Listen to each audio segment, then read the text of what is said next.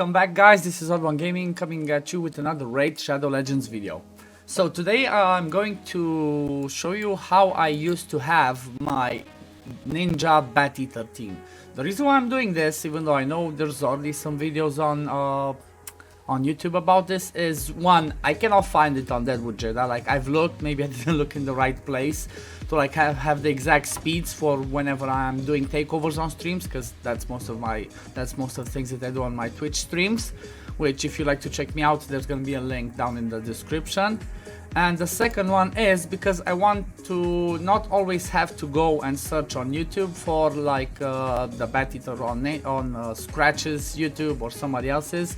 I want to have the video for myself. I want to have my speeds pinned in the first comment or in the description, so I always have them on hand in case somebody comes to me during the stream and says, "Can you help me build a Bateater team? I don't have another DPS. I want to use Ninja." So that's the reason why I'm doing it. So first things, let's talk about the Masteries. Basically for this type of team, because you're always covered with unkillable up until turn 50, where the clan boss will start ignoring the unkillable and will just one-shot you.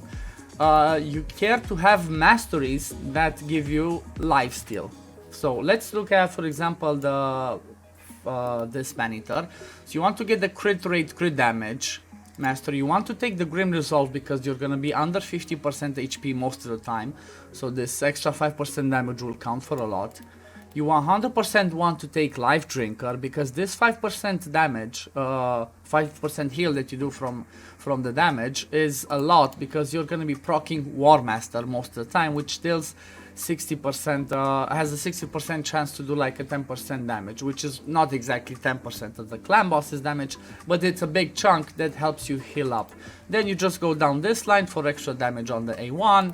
I took Wrath of the Slain because this one didn't really matter. And you really want to go down the defensive route, and whatever you take here, you care about Retribution.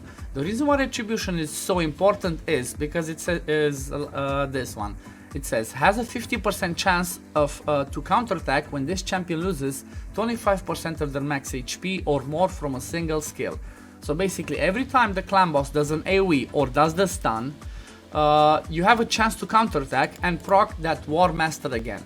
Because you have Painkeeper that brings the heal on her A2, as well as Life Drinker combined with the War Master damage, most of the time you're gonna be over 25% HP, and you have a good shot of counterattacking, which can give you an insane amount of extra damage. So basically I will be running the same masteries that you see here on everybody else. So this is the fast Bateater, slow one, same masteries, Ninja a little bit different, because in case like again, these are the important ones. On this side, this one, and then coming back, let me show you down War Master, sorry. And then here, as you see, same thing, you want Retribution. This one can help more, not really in this team. Retribution is the one that really procs, because the Terrans will never proc as the Bateaters put up Unkillable as well as block debuff, so you'll never be taking the stun. Seeker, same. The only reason why I have Seeker like this differently is because I use him in my Mythfu, and the Terrans helps because on my Mythfu I get the stun always. And it's different mastery again here, because on that one I don't take damage. But you want to have Grim Resolve here for 5% extra damage. Same thing for Painkeeper. The tricky thing here with the Painkeeper is you can take Retribution on her only if you have a minimum of 10 speed difference between your Seeker and your Painkeeper. If you don't have that difference, some people say I think it's like 8, and I've heard, or I don't remember if I tried myself, but I heard if it's only 8 it might not work. Reason being, Painkeeper gets extra turn meter on her A1. So if you have a 10 speed difference between Seeker and Painkeeper, you can take Retribution, and this one again can help you do more damage because of the War Master procs. So as you see, these are the masteries. Let's check the speed. So I have my fast Bateater at 277. I think it works at 278. I haven't gone a little bit higher or under. And I managed to get him in a toxic set. It's not insane damage, but Because we don't have any poisoner in here, as Ninja only brings decreased defense on his A1 and HP burns, that's it. We don't have any other debuffs. I wanted to have two people that placed poisons from the Toxic set. Remember, from any sets like Toxic, or if you have Stun set or Frost set or whatever, you do not require accuracy to place those debuffs. So this is my build. It's 2.5k attack, 277 speed, 100% crit rate, 135 crit damage. It's not the highest damage in the world. I didn't want to get the most insane gear on him, but it works. He has the Toxic, so he's gonna do decent enough damage. I think this one even has a defense. Yeah, I even have a defense banner on him because he had a good speed. This one could be an attack speed, an attack banner, sorry, with speed on it, just to ramp out more damage. If you cannot get him in Toxic, you do not have to.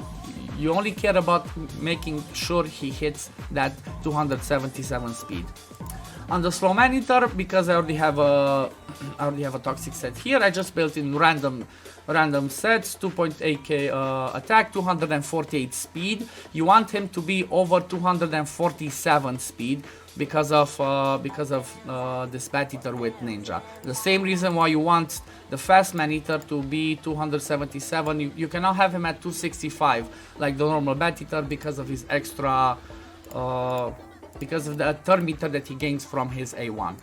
So let's go back to the slow Maneater. So his speed is 248, 2.8k attack, 212 crit damage. So this one has a little bit more damage. Again, I didn't put the best gear I had in my account. I tried to just use leftover gear I had, so I don't have God tier gear anyway, but I just wanted to show that it can actually work with the right stats and with the right gear pieces. Let's talk about Seeker now. Seeker speed is 256, 3.7k attack, 178 crit damage. So you need him to be, I think it's, you cannot have him 255. If he's at 255, because of Ninja's Relentless, it will not work. So you need him to be minimum 256. Now let's go to Painkeeper. The Painkeeper is 246, so basically because Seeker is 256, it's 10 speed difference, so having Retribution on Painkeeper will work.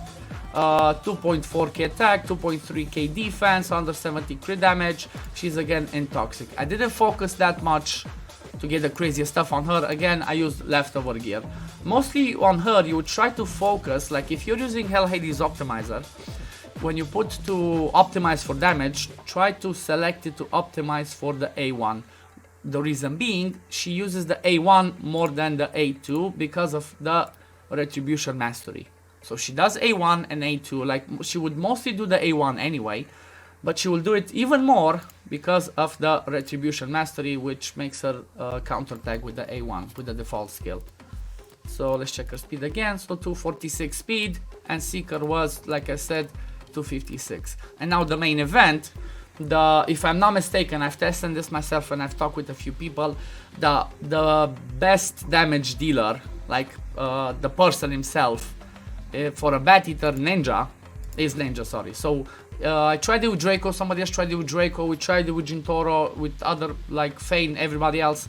The best damage that can be done in the Bateater, as per person, like I specified, is Ninja. The reason why I'm specifying per person is because Ninja only brings a decreased defense on the A1 and is not 100% consistent. If you would bring somebody like a Draco or a Fane or somebody else that brings decreased defense or weaken, that changes because you have everybody else's damage go up because of that extra weaken and the decreased defense. So why is Ninja so good? Is mostly because of his A2. This hail burn attacks 3 times at random. Each hit has a booked 100% chance of placing HP burn for 3 turns. Places Perfect Veil himself. When used against this boss, will instantly activate any HP burn debuffs, including HP burns debuffs placed by this skill.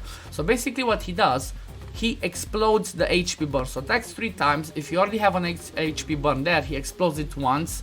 Then he explodes it the second time. And then on the third time, he explodes it again. And there's still 2 turn HP burn left on the clan boss. So that's huge amount of damage. On his A3 he resets that, so basically it's 100% chance. This one can be used to freeze, like if you use him on other content, but on the boss, when targeting a boss, will only attack the boss, not all enemies, will ignore 50% of the target's defense, will also decrease the cooldown of Hailburn by 1 skill. So this one. So basically this one, if he uses his A3, the Hailbur goes on down on 2-turn cooldown. Something else that's insanely good on his kit is his passive. Increases ninja's attack by 10% up to 100% and crit damage by 5% up to 25% each time a single enemy is hit by all 3 of the ninja's active skills in a single round. This effect cannot occur multiple times against the same enemy. So basically on the boss part is even better because his attack ramps up by 20% and his crit damage by 10%. So roughly at around turn, I think it's turn 7 or 8, this passive is at full capacity and his damage just explodes and goes really high. Also, one thing I've noticed with this passive is because of this passive your attack will basically be doubled. So my ninja's attack is like 4k. By the time that's at full capacity, ninja's attack will be 8k and his crit damage only increases by 25%. So if I would put this in the damage efficiency tool, it would say that it's not optimized. But I pushed the crit damage higher because this one's only increased by 25%. So we would have like what, 8k attack and about what's 250, 10% that's 25, 50. So this would be like 300 crit damage and a bit, which at that point will not be optimized anymore. So that's why I always try to push him to have more crit damage than attack basically. I built him in a Relentless set because this one still works like every other DPS in the Bateater in the Relentless set, and I have him at 220 speed. I think this can go up to like 223. I haven't tried him so much lower. 4.1k attack and like I said 257 crit damage. So let's take this for a spin and see how it goes, but first let me just show the presets. There's a little preset that you need on this one. And let's see, okay, we even have like the strong affinity, which is good, but at the same time we have the spirit affinity, which normally is a bit tricky if you run other teams and you can get the decrease speed on it. But for this one it's no problem. So the presets on this one, I didn't put anything on ninja, he can do whatever. Seeker, I make him open with the A1. Painkeeper does combat tactics. I put combat tactics as priority and then spectacular sweep as his A2, as sometimes she doesn't prioritize it. I think it's mostly on the budget unkillable, but it doesn't hurt me. Then I have the slow man-eater prioritizing A1 and then A2, and make sure open with the A2, or you can open with the A1. Reason why I'm doing this is because sometimes the man-eaters, even though they have the siphon on cooldown, which does more damage than the A1, they would use the A1 instead of the A2 because they want to try and get a decreased attack on the clan boss, and you don't care about that, you don't want to get that. Fast man-eater, same thing, priority A1, second priority the A2. This one doesn't open with anything. So these are the presets, and let's take it for a spin and see how it goes. The good thing and the thing that's really insane about this team is because of the AI preset that I just showed there, it can be full auto from the beginning. So basically you can put this team to play in the background, you can go and make yourself a cup of coffee, have breakfast, do whatever else you want, and this will run smoothly for you without an issue. You come back, boom, you see your damage, and like with decent gear, this should be an easy 1 key. One thing that I like to do for this team, and to explain the reason why I have Ninja, even though there's no what's it called? There's no aura in this team that could help us to do more damage or whatever. The reason why I'm running Ninja in the lead is because of his A1 having decreased defense. And why is that? When we get hit by the AoEs, who will counterattack first? So it's all about the third order. Usually it goes from the leader, then the second position, third position, and so on. So once we get to that point where we start counter-attacking from the Retribution Mastery regularly, Ninja will always be the one who will go first, and if there's no decreased defense already on the boss, he has a shot of placing that decreased defense, and that basically means everybody else going after him will do more damage. So basically these are little things to tweak that can actually help you ramp up your damage to get, like, if you're not close to getting that 1 key, this can help you ramp up to that 1 key and can make an insane damage. So as it looks, everything's working fine. I will be taking myself off of the screen, let you enjoy this, and we will be coming back at the end of this key.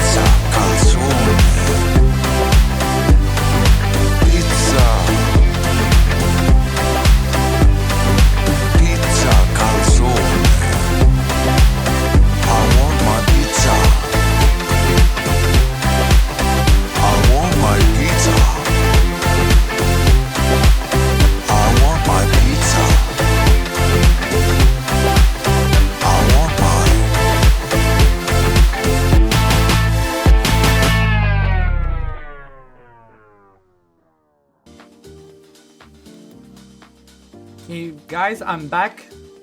Look at this damage. It's not even over yet, and we are already at almost 80 million damage. This is Ultra Nightmare. Just to be clear, this is the Ultra Nightmare damage. I mean, I understand that our team is like strong affinity here, but that's not more than like, I don't know, let's put it a maximum of 5 million extra damage, but not even that because of strong affinity for Ninja and Seeker. But just look at how well it goes. Look at the overall damage. I think you've noticed that on the counterattacks, let's see, oh, we don't get it here. I think you've noticed that, how I mentioned, he always because he's in the lead position, he always gets to do the decreased defense first when they do the retribution procs. At the same time, we see that we have two people in Toxic and the debuff bar was never full. We always had space for decreased defense, always had space for HP burns, always had space for Toxic, for the poisons. And it's done. 83 million damage on Ultra Nightmare. Extremely easy wonky, honestly. Like I said, I didn't put the best gear on my account because I have some of the things in the Great Hall maxed. So I tried to leave it close to like a normal key so you'd see actual damage. But look at this damage on Ninja. Again, my Relentless on my Ninja is not the best. There's lots and lots of better Relentless gear and like better other pieces on different accounts than mine. And still, he did 43 million. Best damage for a DPS in the Bateater ever. Seeker came with 11 million damage. Painkeeper with 8.3 because of our Toxic sets. This ones, I don't know which ones are the man-eaters, but their damage are really close. Like one has more damage from raw hits, the other one has more damage from the Toxic hits. So this is an insane team, honestly. This was the team that basically made it possible for my account to hit 1 Ultra Nightmare for the first time ever. That was by getting Ninja. Before I was running Ragnar in there because he had decreased defense, weaken, leech on the A1 and all that, and I couldn't 1-key. I just didn't have the gear. Ragnar was not as strong. Then Ninja came in, and like before I booked him and masteried him, it was close to it. After I booked him and got him masteries, it was like easy 1-key, and my gear was worse before. One thing I wanted to specify for this one is on Force, unless you have a lot, like the best gear you can get on your account, it's not a 1-key. Like if you have the best gear, you might be able to push it to 1-key, but on Force it's not. Like I've never 1-keyed. The closest I got was like 67 million, like 4 million away. Maybe I could have pushed it, but I couldn't get it there. Another thing is this team works on full auto, on Ultra Nightmare, Nightmare, and Brutal. Same thing. Click start, go away, and it works easily, no problem. On the other ones, doesn't matter the affinity, obviously, because it's lower damage, it's a 1-key. The only thing, it cannot 1-key on Force. Everything else, if it's Void, Magic, Spirit, it's an easy 1-key team. So, I hope this was helpful for you guys. I hope you enjoyed the way I explained everything. If you want to know anything else, please leave it down in the comments below. Also, let me know what team you are running for your clan boss. I will see you all in the next video, guys. Peace. Love you. Bye, guys.